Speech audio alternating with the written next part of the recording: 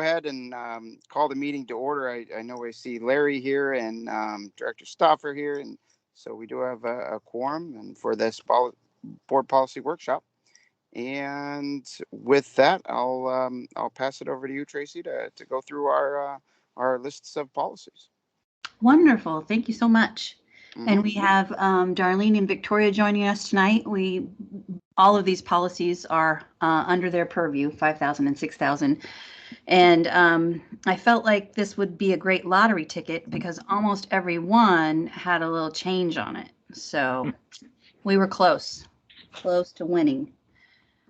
So if we're going to go ahead and review the 5,000 and 6,000 series.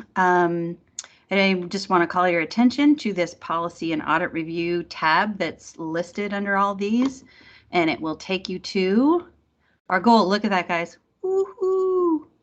75% done. We're almost there. Very nice. We are almost there.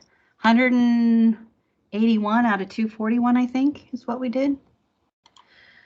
So here we go. We'll start with 5410 holidays. Looks like they did an update in 2018 with no markup available.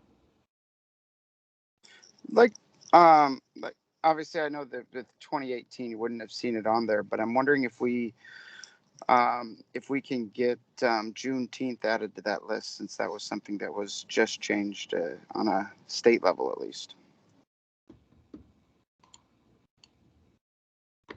I know that is something that Victoria had brought up. I expected it to be on here when I pulled this down from WASDA. I was kind of surprised it wasn't. So my guess is we usually get an August policy update. I don't know if we want to wait till then or go ahead and add it. I'm not sure. What do you think, Superintendent Bryan? Oh, thank you. I was just going to say, and is it? I know the governor said that we will do this Juneteenth, but if it's a federal holiday, then we should add it. If it's done by the state, then I think we need to do a little bit more research. Not that we're not going to add it, but I want to make sure that we do it properly. Yeah, I Sounds think it's reasonable. Federal and state. It is federal and state. Yeah, I thought so. The stretcher software. I thought it had made that process, but I tell you what, I'll Google it real quick and then we can. Yeah, if it's a federal holiday, we'll need to add it. I mean, there's no discussion on that. It just, we'll have to do that. Yep. I'm in favor. This is Larry. I'm in favor of waiting, double checking, going slow on it, because that would mean 2 holidays, almost Martin Luther King Day and some of those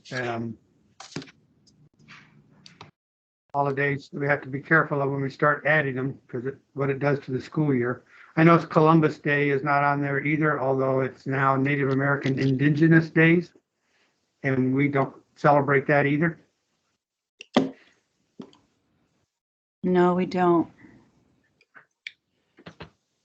So it says a bill, it was effective January 1st, 2022. Okay. So we got time. It won't be a paid holiday, and let's see. It's now an official federal holiday. Key things to know about it. Oops.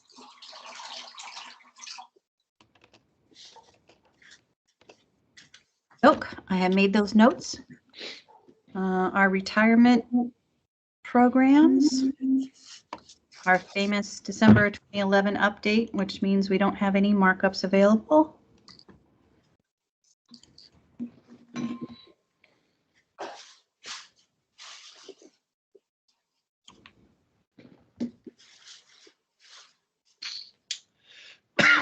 Excuse me. Seems pretty straightforward.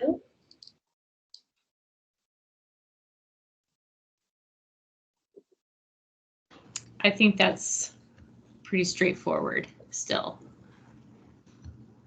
I was just gonna ask, there isn't anything we don't do in there, is there? I mean, don't we, if No, somebody becomes disabled, we still continue to pay their retirement system contributions? yeah, and also the accrued vacation is still no more than 30 days. Okay, Yeah, it all looks correct. good. Great. Moving on to 5521.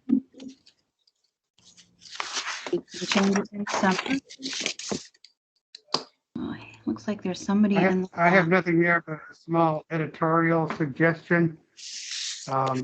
Educators are real good at acronyms, and in there we use SPI without first defining what it is. And I think in the previous sentence it says Superintendent of Public Instruction, maybe afterwards in commas SPI. So we're.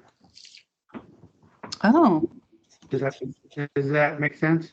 Yep, Good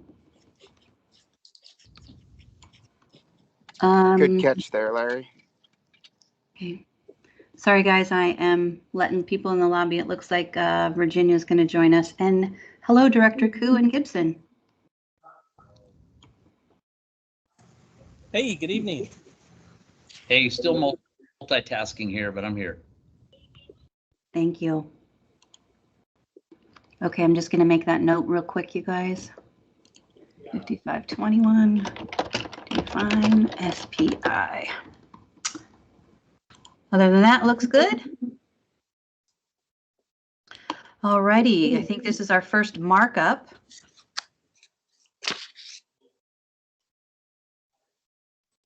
Hey, question on that, the last one on the teacher assistants with the mentor teachers. Just curious, you might not know offhand either, Victoria, Dr. Prine. Do we provide any sort of compensation when somebody's a mentor teacher? Victoria, you can answer that question. It used to be that the college paid the mentor teacher. Yes, but Victoria, can you jump in there? Yeah, I actually don't think, I have not added anything as far in our payroll system to pay a mentor teacher. So I'm thinking that Dr. Prine, you are correct, unless Darlene, do you know otherwise? No, we do not. Okay. Okay. So just specific on the program and the institution that they're working through then. Yeah. Yes. Thank you.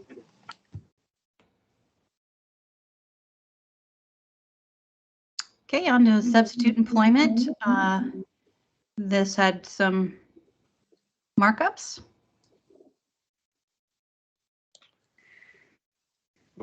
Another editorial comment. In the markup, I think Superintendent of Public Instruction should be capitalized as it is in the paragraph above, 2 paragraphs above that.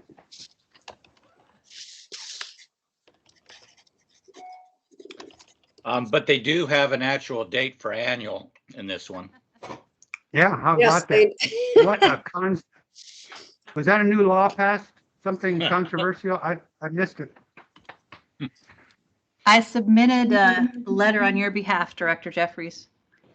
All future policies need to have an actual date. Yes, good, good. I think that was it there. A couple, yes. Okay. All right, temporary administrators. This one had no change, just a format. Why does this thing keep popping up?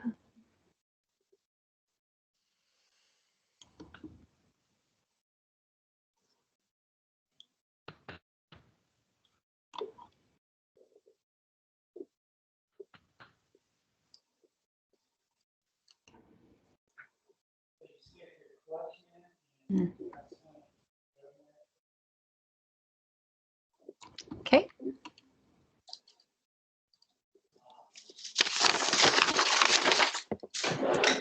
Uh, 5630 volunteers. I'm guessing they were just minor changes as we see that December 11th, 2011 date. I've got a couple comments. There's no mention in the policy of vetting volunteers. I don't know if this is the appropriate place to put it, but I think it probably is. I think we ought to badge volunteers, and I think that's something that would be in a procedure. Also, I went online, as I always do about this time of year, to re-up my volunteer application, and I did it last fall sometime and never got a confirmation that I had done it. And then this year, I don't see, there's a consent form to sign, but I don't see the online volunteer application. Is that something we've stopped doing?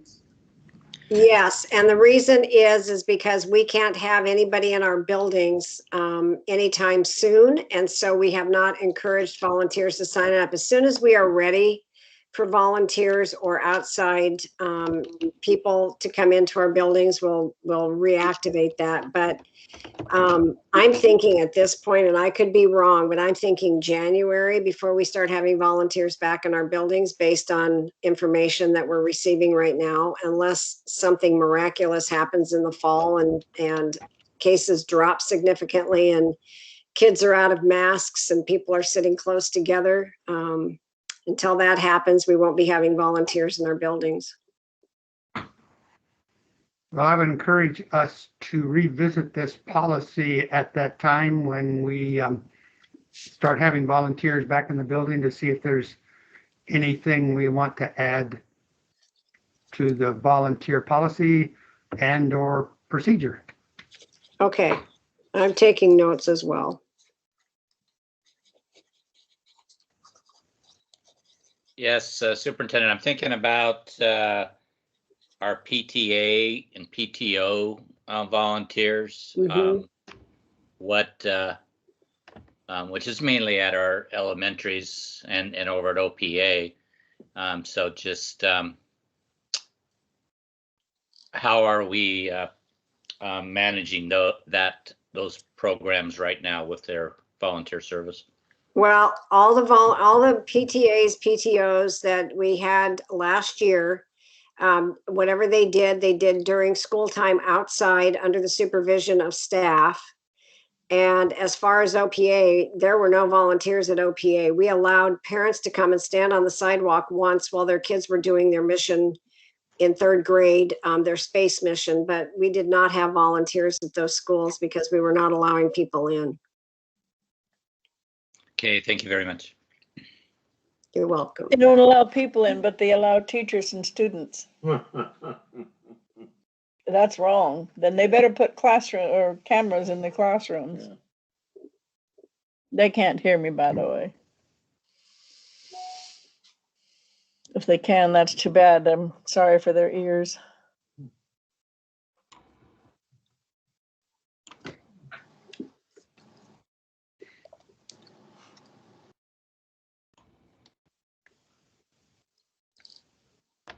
All right, we will go to student teachers. Just an FYI, we can hear out here.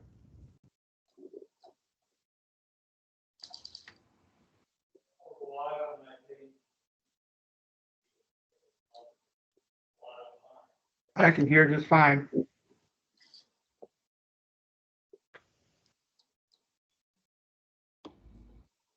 All right, on to student teachers.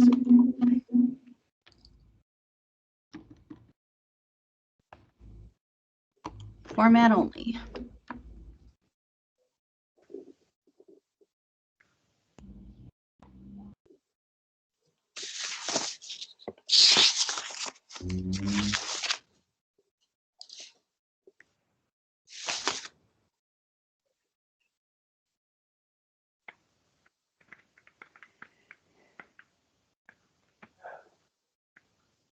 Okay.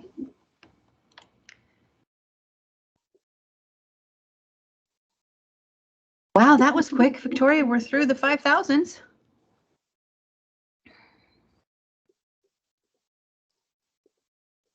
Welcome, Darlene. We'll start off with your 6,000. And with a doozy. Yeah, but thank goodness it's just adding RCWs except for F under budget implementation.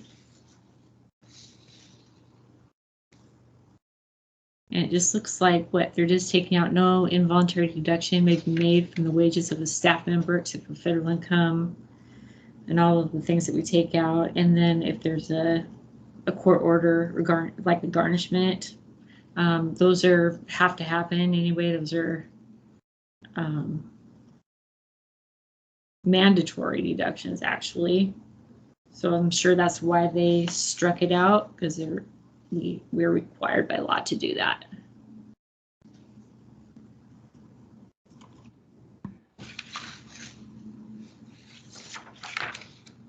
Hi, that's Director Jeffries again.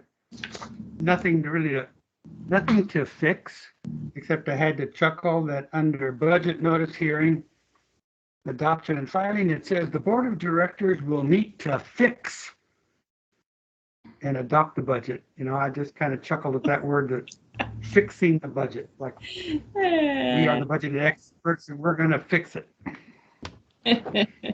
That's a good catch there, Larry. Larry, just they do to have implicate- an annual date Just- there for you, though, 10th of July. But then all is good. We can fix it then. As long as we have a date, we can fix it. Just the implication that it needs to be fixed. The fact that that it wouldn't be already ready to go to begin with, right? You never know. Might be something to Maybe fix. instead of fix to discuss or update or something would be a better word than fix. I would certainly agree.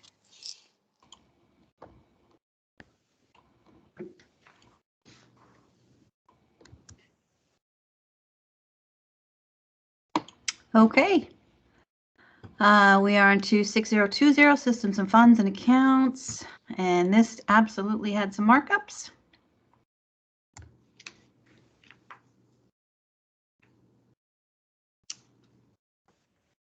It looks like some of it's just grammatical, and then under general fund, they had to add language that had to do with our local revenue subfund because that's required by law, and how our levy is now called enrichment levy. And let's see here, anything that's local dollars, grants, all those things would be under that subfund revenue code. And we have to track that now as a revenue stream, and it actually shows up on our year-end F-196. And so it's definitely a system of funds and accounts.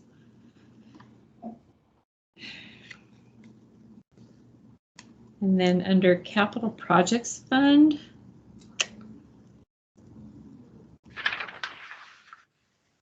the district may use proceeds from the sale of voted bonds, including the interest earnings thereof, for capital purposes, including but not limited to the following purposes. And so it's just really establishing that the interest of those things can be used for other projects that weren't the original project.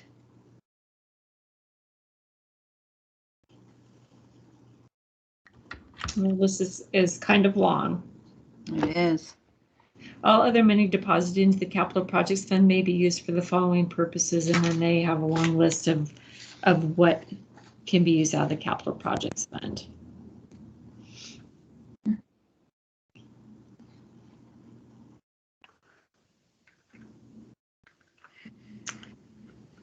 Looks like it's just grammatical after that.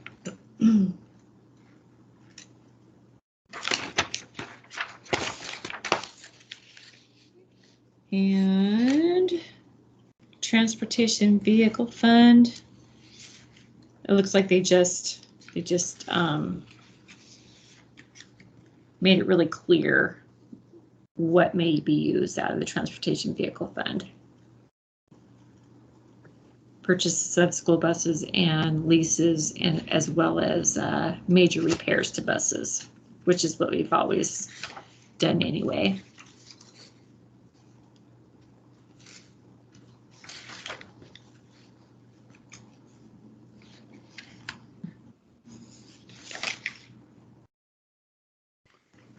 Darlene, this is Director Jeffries. Hi, Director Jeffries. I got a couple. You said enrichment levies.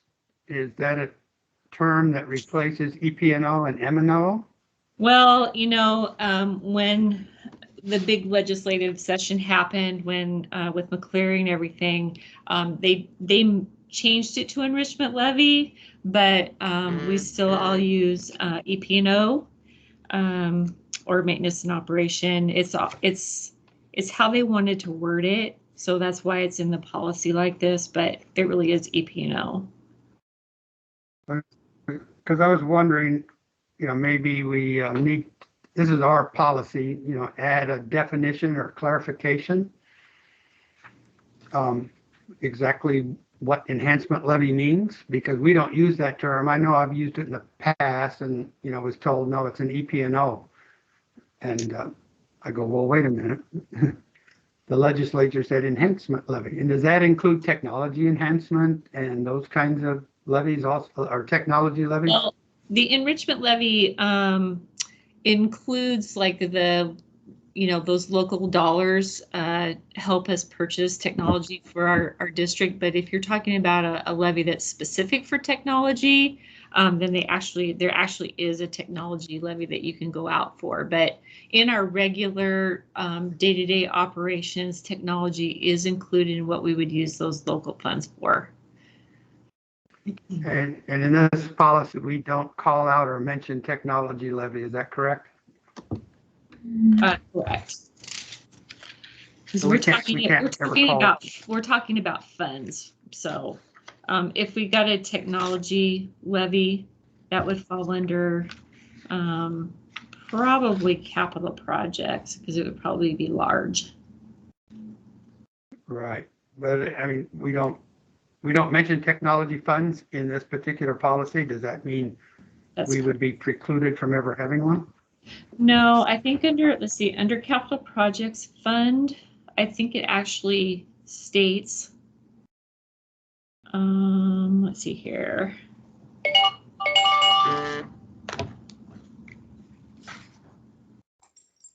I don't know if we actually need to, it's not really talking about levies. It's just talking about the system of funds and accounts. So, I don't know. We should look into that. I think that mostly this is talking about sub-fund when it's talking about enrichment levy and transportation levy, where it's collected. They're talking about that that revenue sub-fund that we now have to account for. But we should look into that. Okay. Hi, this is And then Director further on, they Stauffer. talk about local. Oh, go ahead.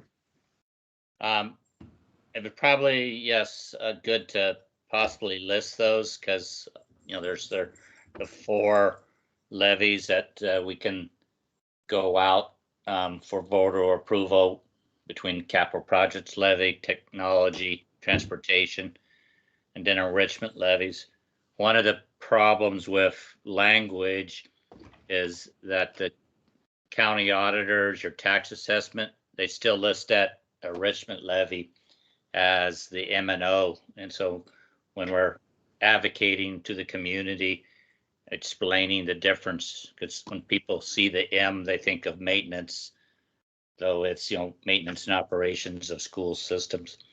And then I'm thinking back, WASDA has done some onboard training with under finance, and these changes have been incorporated in that training, so and that's available for all board members. So it's those are welcome changes. But I hear what Director Jeffries is saying of defining that, and whether it be a note at the bottom or something like Well, that.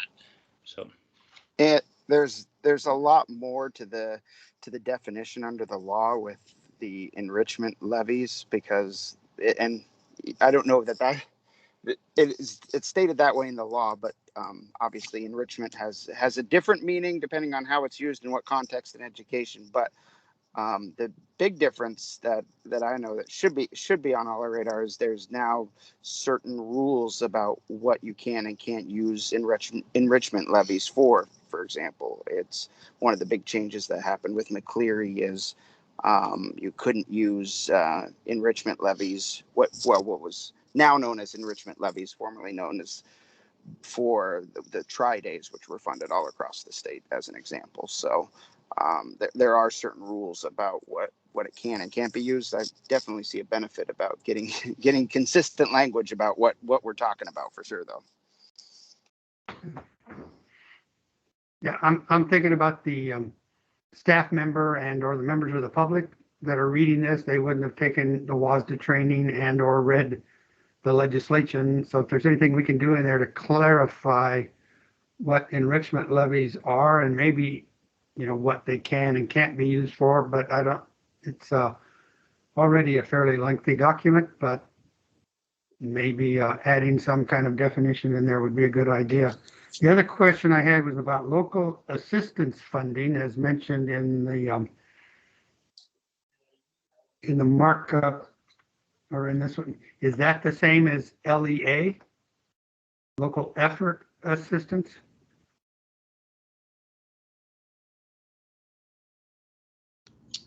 I am assuming so, but I'd want to look at the RCW. Let me look it up. Because in the board language, we're always talking about LEA this, LEA that. We don't really say local assistance funding.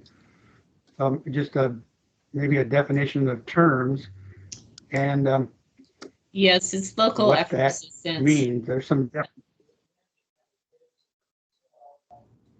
There's an RCW 28A 500-010 that talks more about it, and I'm not sure that's listed in references, and maybe it needs to be. I don't know.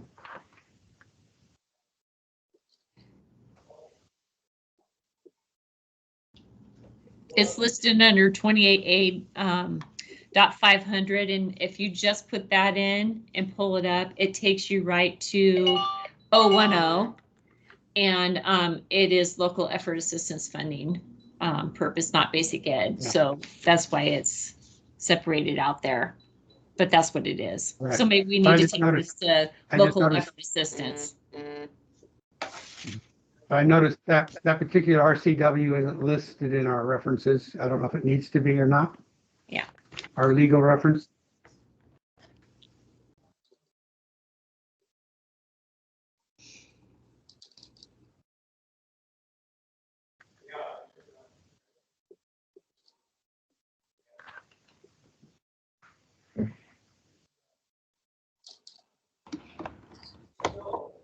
All right.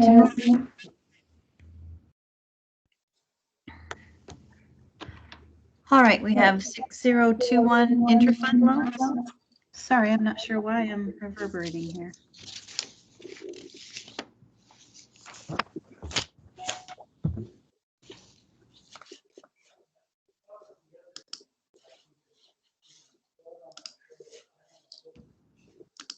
Oh, interesting.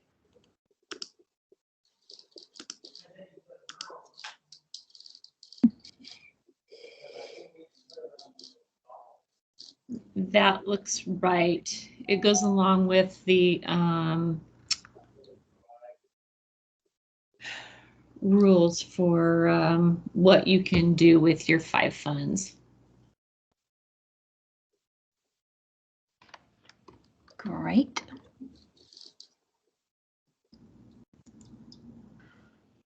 Okay, and our minimum funds. Right, we talked about this one today, and I think Dr. Prime will probably chime in on this one. There are a lot of districts that don't even have a minimum fund balance policy. There's some where it's 5 5% with the goal of making 10%. There's some that, you know, that's pretty stiff. So maybe 4 to 6% is more accurate and obtainable. As you know, as the years have gone by since we adopted this policy, we've tried to get to 5%, and I think we were at like 4%, and then we got to 4.5 and stayed at 4.5 for quite a while, and then eked to 4.6, but never been able to make it to 5 because that is a hefty amount based on our budgeted expenditures for a year. So maybe Dr. Bryan can also talk about this, where you want to go with this. So yes, thank you, Darlene. One of the things that has been my experience is that it's between 4 and 8%, because that is realistic. If we've been hanging at about 4%, you really don't know till the end of the fiscal year when you've done your annual financial report and you get that report back in October for the previous year. That's when you look at your fund balance, because it's going to fluctuate all year long based on your apportionment and your expenditures and your encumbrances. So I think 4% is reasonable, but I also think if you wanted to stretch, you could do 4 to 8%. But if 5 is your minimum and we're never reaching 5%, obviously it's not a goal that we can attain right now. And with our enrollment being down quite a bit over from 2 years ago, and we did not get any enrollment stabilization funds. We do have a fund balance, which is great, but it would be nice to have a fund balance we could attain. So that would be, my recommendation would be 4 to 6 or 4 to 8%, which has been my experience. I think that's reasonable. And anything over that, I mean, if we ever got to 8%, anything over that really does need to go into, programs and people for students, because really you don't want to have this great big savings account when your schools and your students need things. So that's just my 2 cents worth, and I'm just throwing it out there.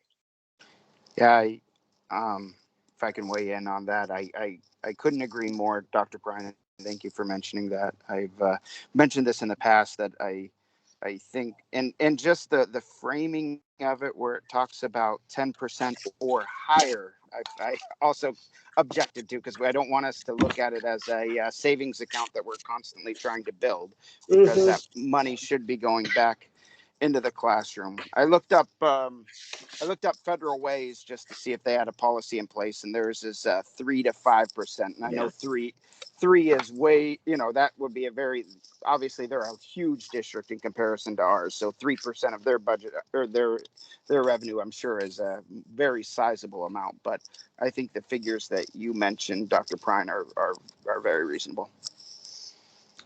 This is Director Stoffer.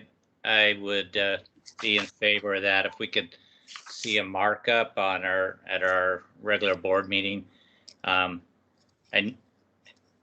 going back in time, there was where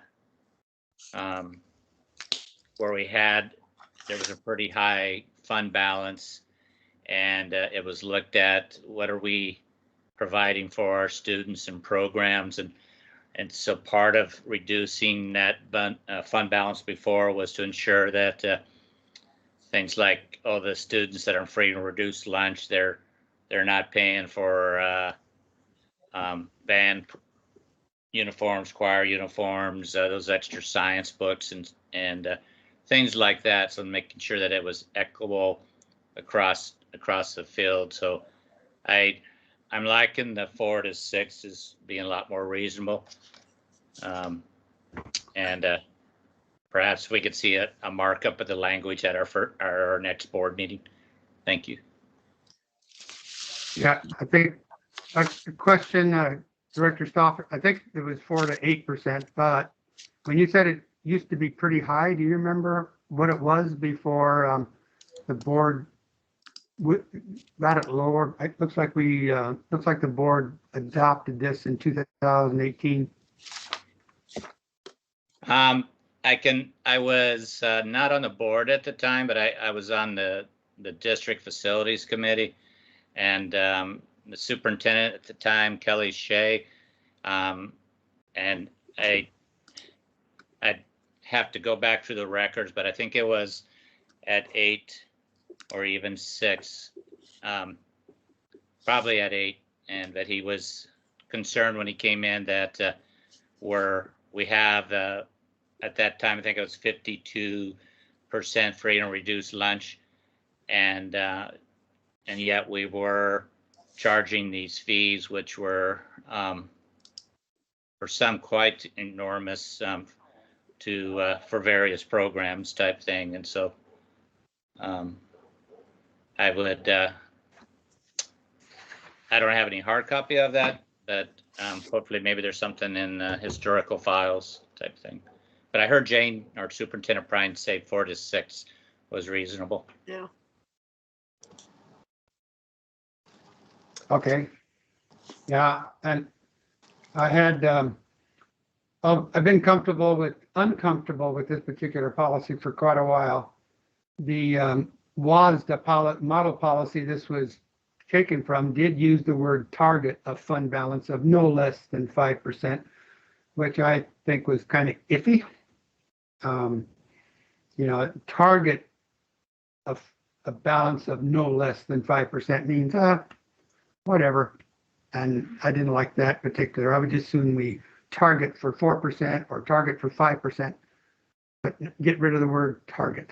The fund balance would be no less than 4%. The fund balance would be no less than 5%. And then we added, evidently the school district added with a goal of 10% or higher. I'm not sure where that came from or why it was in there. And I personally, if that's what the policy says, I would just as soon start with that.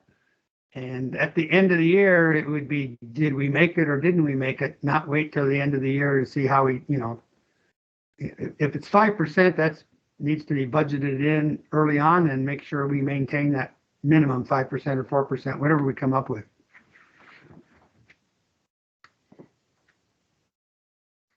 I will have to say that would be pretty hard to do because, as Dr. Prine said, some of our apportionment months are, down at 5%. And then at the end of the year, that's when the larger ones come.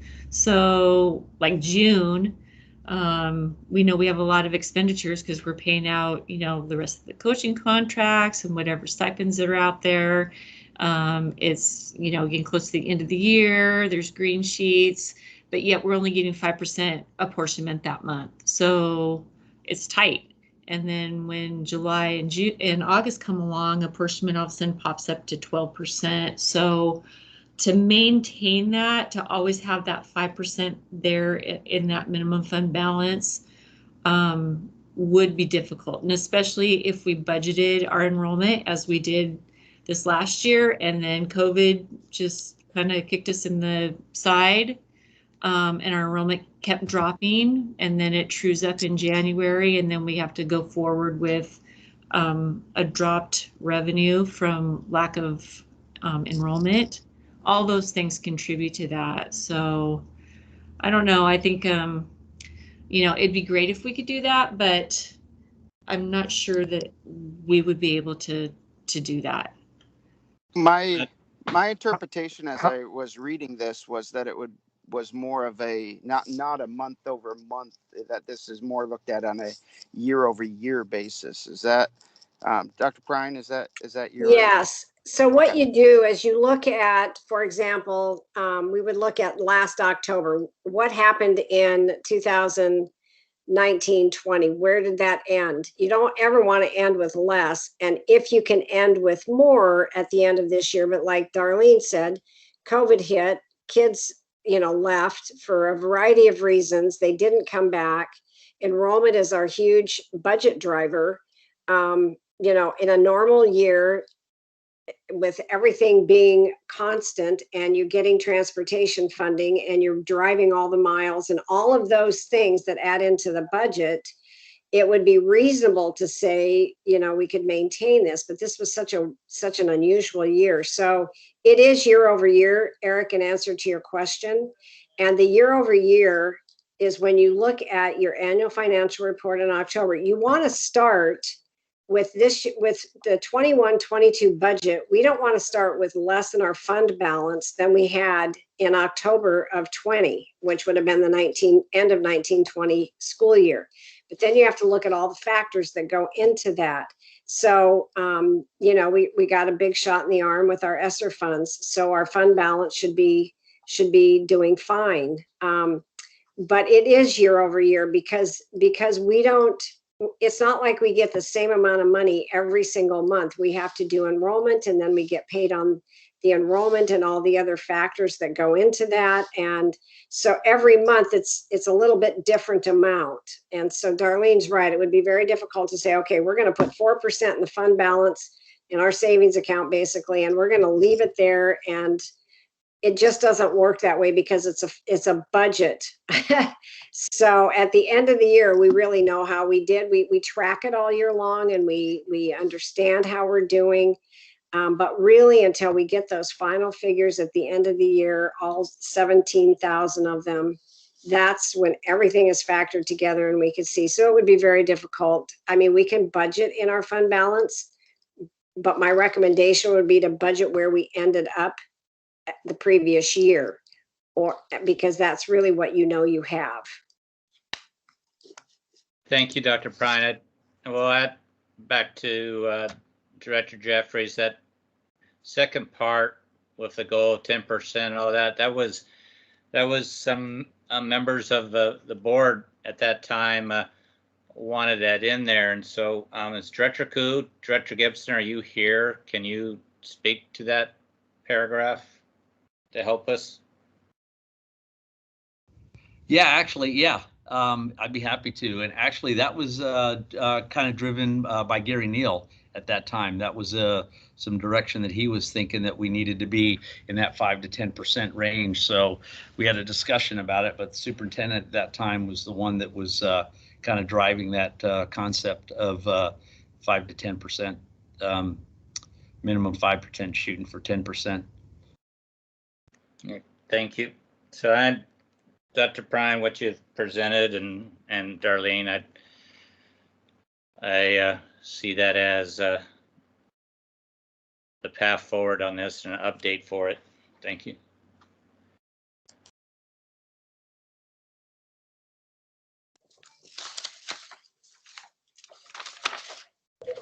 All right, moving on to 60/30 financial reports. There is an article listed in here if you didn't get a chance to read it, and a markup available. So could I talk to this one, because I've talked to Lorraine about this one. And for those of you that don't know, Lorraine is our district attorney, because this is talking about responding to public records. And there is nothing legally that drives this policy, but there are districts that do use and do have adopted this policy. And there are a couple of ways to do this. And this is something the board is going to have to think about whether they want to do or not. You can, if you do this, then we have to follow what it says regarding the reports. And the reports are therefore each month or each quarter, depending on what you decide. I will submit to the board a public records transparency report that includes a list of all the public record requests received by the district. Now, there are a couple of ways to do that. You can do it where all you put down is, this is what our staff, these are the hours our staff has spent on these are the number that we have. If you were able to read the policy markup and looked at Monroe, theirs was very transparent, and they put down exactly who requested the public records. There we go.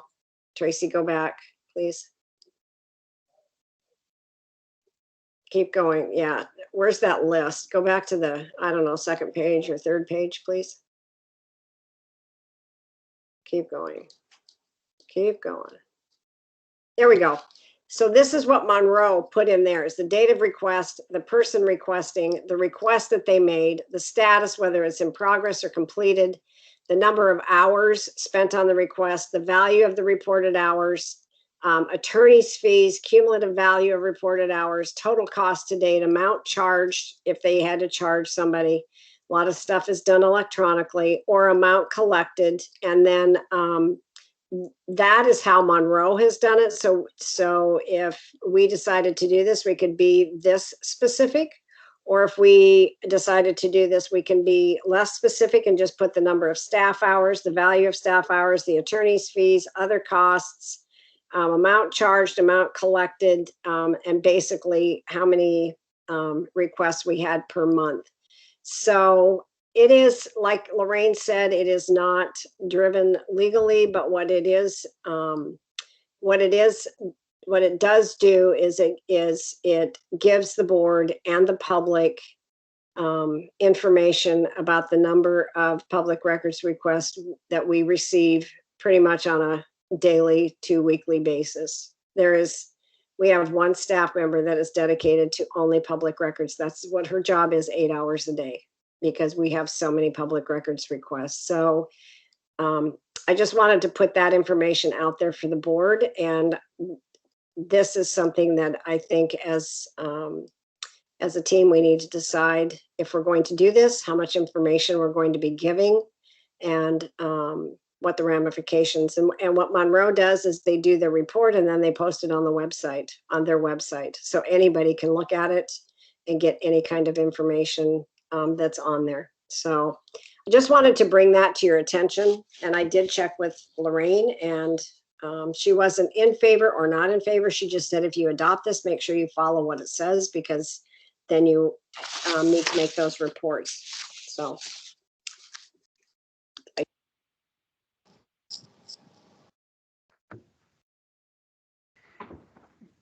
This is Director Jeffries.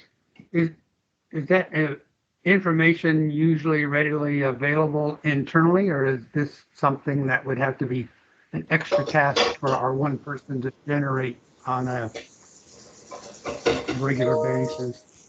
No, it's readily, I mean, we all have internally, those of us that deal with the public records request, we have that information at our fingertips, because it will either come to Victoria's office or to my office, and then it heads straight down to the HR department staff member that deals with it. So it's readily available. I personally would be in favor. This came from a WASDA model policy? Yes. So would contacting WASDA to see why they put that in there? Because there's no legal requirement, is that correct? Well, the H Bill 1128 did not survive during the 2013 session, and this was done in 2013, but we are revisiting all of our policies, and so it came back up. Yeah. This is Director Pickens. I just wanted to weigh in on this. I'd certainly, as long as it's not even an additional amount of hours of work to post it, I'd certainly be in favor of tracking that information and posting that information, as long as it's readily available. Okay, it is. Thank you. Yeah. This is Director Stoffer. If it's readily available, if it is not adding to the workload, but it is making it ensuring transparency. I know back, I think both Monroe and then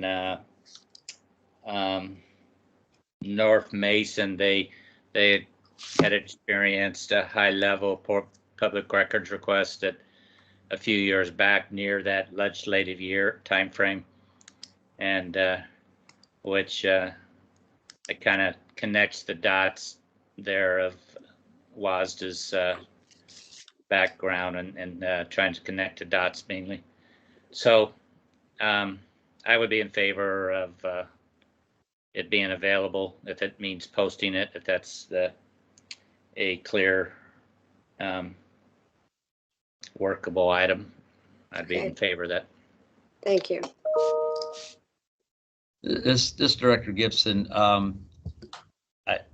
just kind of going back to Lorraine's, because I saw the communication with Lorraine there as well.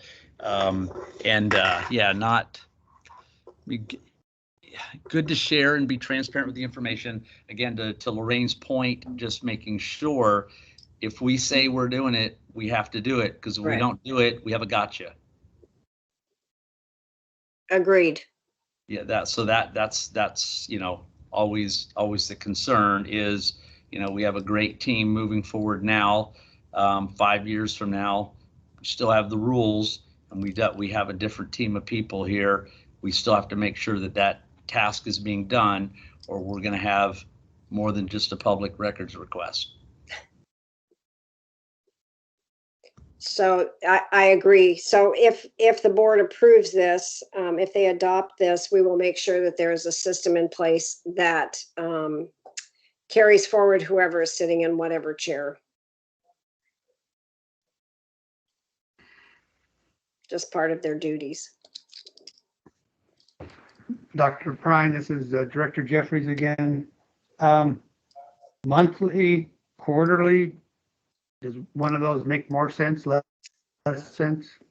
That would be something I need to talk with Victoria about. I personally would like to do it monthly, like we do with our financial reports. I would like to have that report monthly, but I don't want to overburden HR. But I think it's important for you to get that information in a timely fashion. So if we waited 3 months and something happened 3 months ago, obviously you'd be aware of it because I would tell you, but the public, it would be old news by then. So my preference would be to do it monthly. But I need to talk to Victoria about that.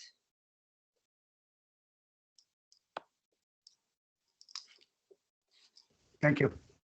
Yes, you're welcome. All right, moving on to 6040, expenditures in excess of budget. No markup was available on this one.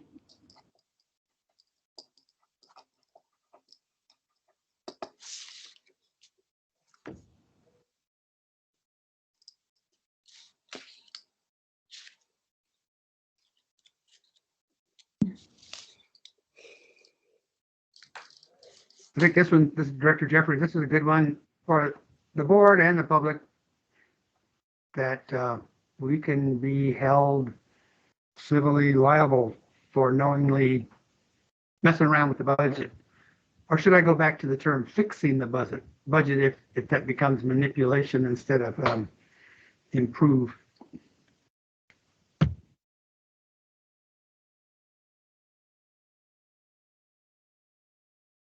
Good point, Director Jeffries. Another reason to not have that word fix, because fix could have a negative connotation as well. So.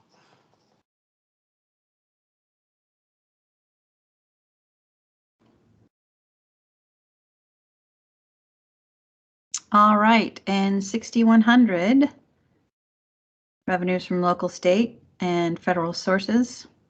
This was just a typo. They didn't really spell out what the typo was.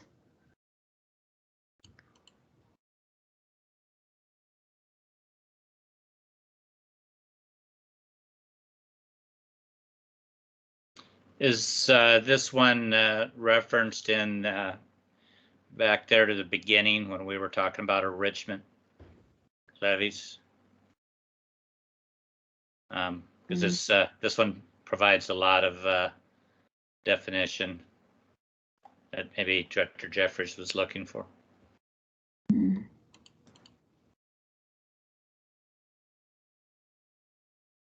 Yes, it's on there.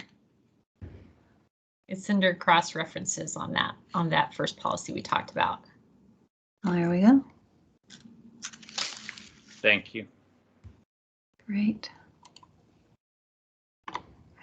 Well, I'd still like to see it referenced in the original, the policy, so you don't have to try to do a hunt back and forth to find out what something means. But whatever, what makes sense. And we've been talking about transparency and helping people understand what the policies are saying to us.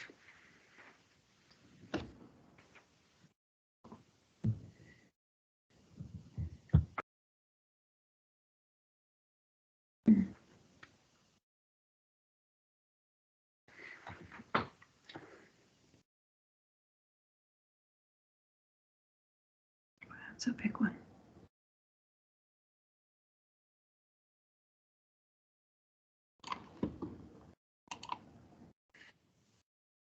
This is Director Jeffries again.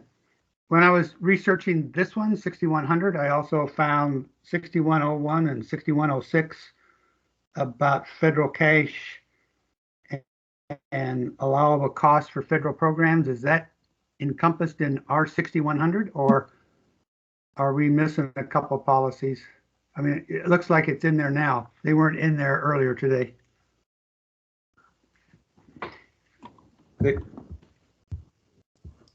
That is correct. So they were two that just had not been brought forward for our discussion purposes. And since this is a workshop and not a regular meeting, we were able to add those. So thank you, Director Jeffries, for your eagle eye.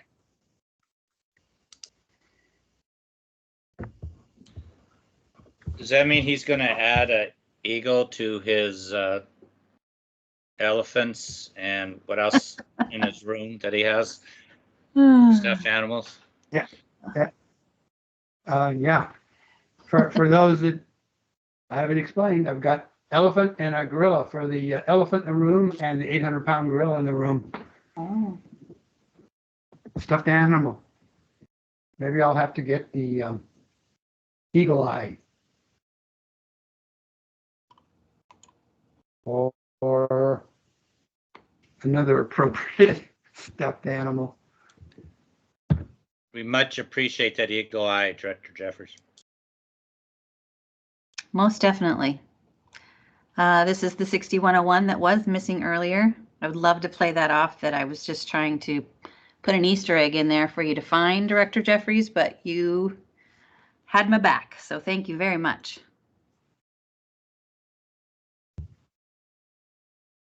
And I think we just, yeah, we did this one in June of 2020. No updates from WASD on that one. It was just a format only.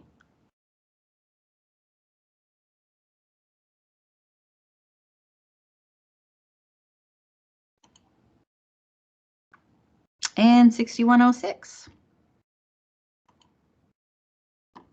Format only. I think we also did that in June or July.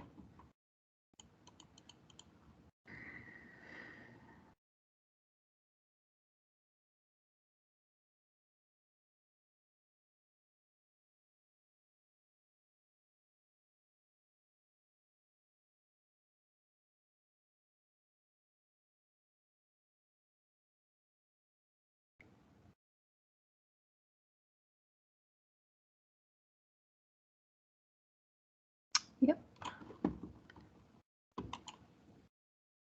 All right, tuition. No markup available. This one threw me for a loop, but it said tuition for over 21. So.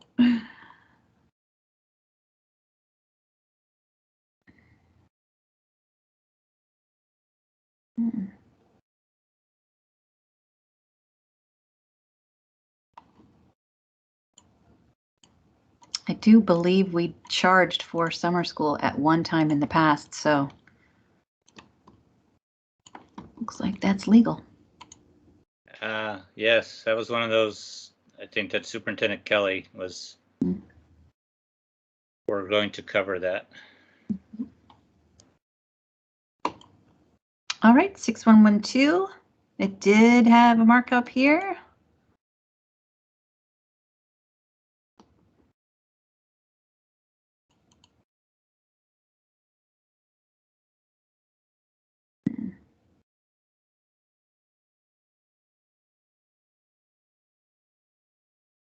Don't know if we have any extra property currently that we could rent or lease.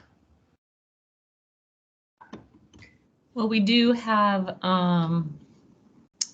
the old schoolhouse that has a rental fee of $1 per year.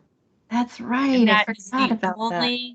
That is the only rental facilities income that we've had this whole year is $2. They paid for 2 years. So there you go. That's our facilities income for the year, $2. So up at Blue Mountain Schoolhouse, right? Correct? Yes. We should do a field trip up there and do a picture of I know, we should. board and staff. It'd be a great picture.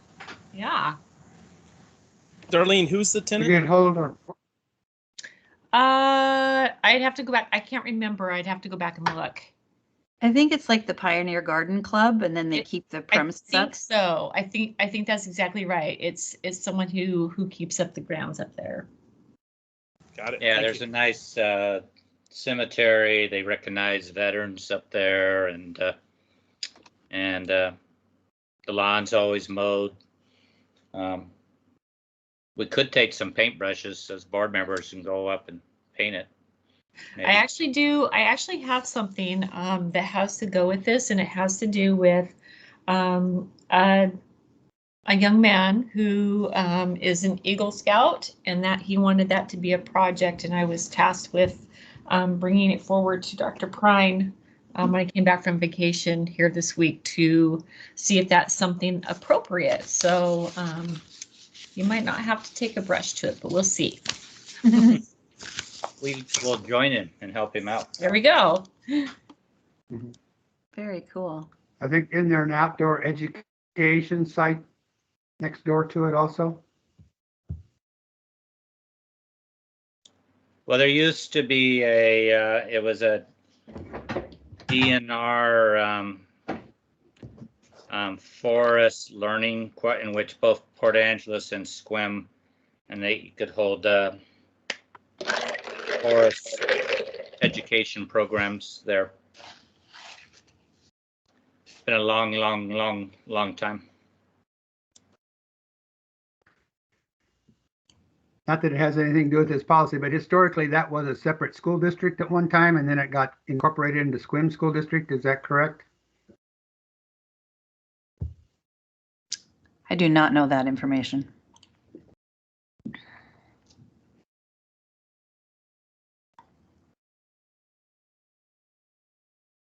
All right, policy 6114 has 3 key updates. Gifts and donations is what it's called now. Oh, sorry, gifts or donations.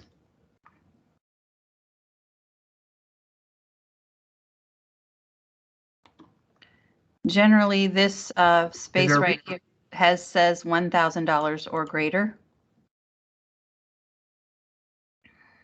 Yeah, that's the question I was going to ask. You know, what is there a purpose for leaving it blank? Because the board can fill in whatever they'd like there. Our past practice has been 1,000. I'd be in favor of that.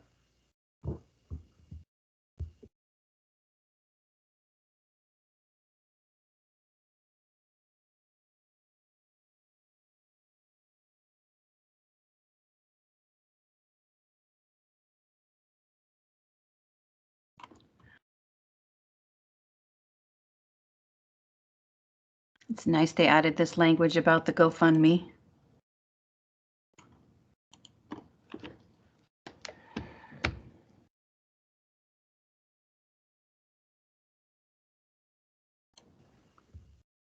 Is there any language in there about whether we get,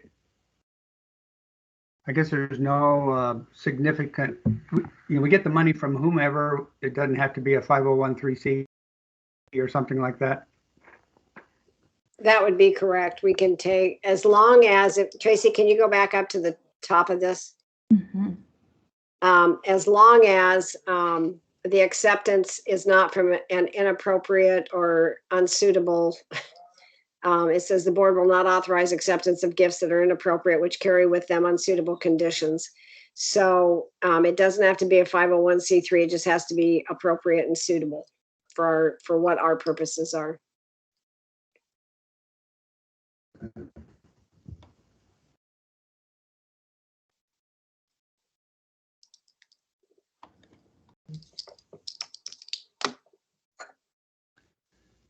And I did check, I also serve on the Scrim Education Foundation Board, and I did check their teacher grant application, and on there the principal does have to approve the grant request. I also know that Scrim Education Foundation also meets with the district office to make sure that whatever the teacher grant request is isn't also being funded by school funds and would be appropriate for curriculum, things like that. I know at one time there were some technology requests And the district really couldn't okay it because the schools were out of plugins in that particular school building. They couldn't plug in one more piece of technology at the time. Wow.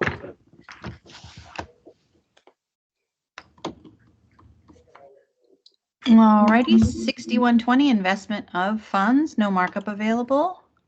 Just a format here.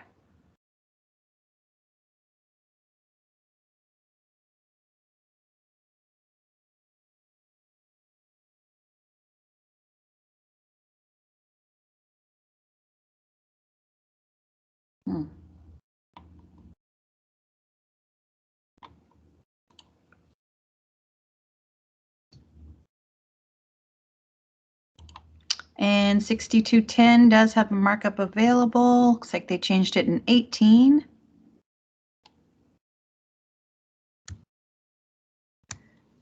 I did a little bit of research on this one and talked back and forth, especially with Betsy, and thought about some of the things that we budget, and this is specific to capital outlay.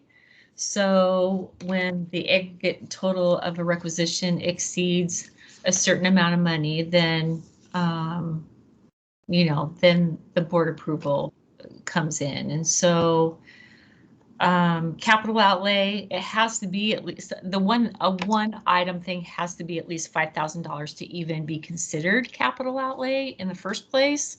So $5,000 isn't really, I mean, that's like nothing really. But I looked at some other size districts to see if they had policies and what amounts they had in their policy. So Anacortes has $10,000. Port Townsend School District, which is smaller than this, has $20,000. North Kitsap, which is bigger than this, has $50,000. And Shelton does not name an amount, so they don't have to have an amount. After talking with Betsy and knowing some of the things that we do requisitions for every other year, I budget for our fleet, like our vehicle fleet each year. And so before Jeff Gossage left from transportation, we needed a van for our fleet, and we purchased a van. I don't know if 5,000 was in there before or what the number was before, but we did the purchase order based on the fact that I budgeted for it and it was needed for our fleet, and we purchased it. So thinking about things like that, our cars are getting to an age where we might have to replace 2 of those white Malibus. Do we come to the board first because each car might be, $20,000 and reach a $40,000 limit if we had 2 on a purchase order? I don't know. So something to think about. I know that when Rich is looking for vehicles for his fleet, he's also looking for vehicles for technology right now, and they're on a bid basis, a lot of them, and they're there and then they're gone. So if we have to wait for a board meeting, I don't know that the vehicle would be there. I'm not sure how you all feel about it, but those are the kinds of things we were kind of thinking about when we were looking at this policy.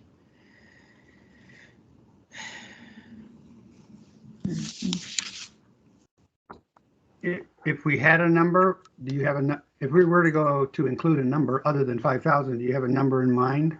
Yeah, after all of that discussion, we put a suggested of 40,000 only because we were thinking about our 2 cars in our fleet, and they're both the same age, and if we had to replace both cars, what would that look like? Would we get a better deal if we purchased them both at the same time?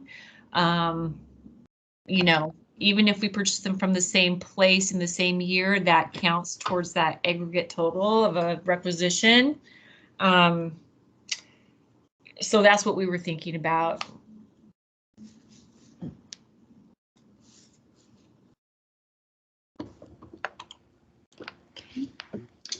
And I assume you replaced that SU. Go ahead, Jim.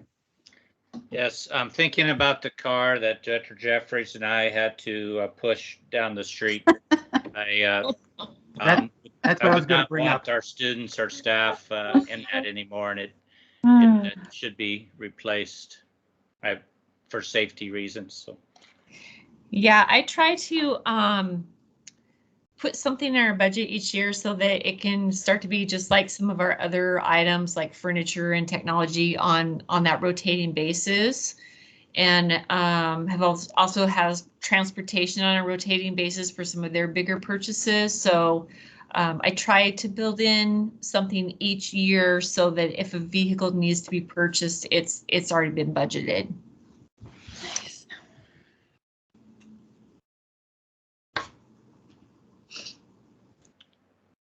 Thank you. Because we haven't had an amount. The current policy doesn't seem to have an amount. Is that correct? Correct.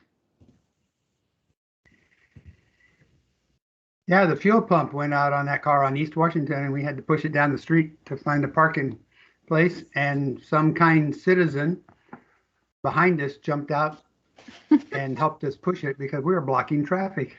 Oh my goodness. Ugh. Ugh. Alrighty, and with that, at 5:42, you have completed another 20.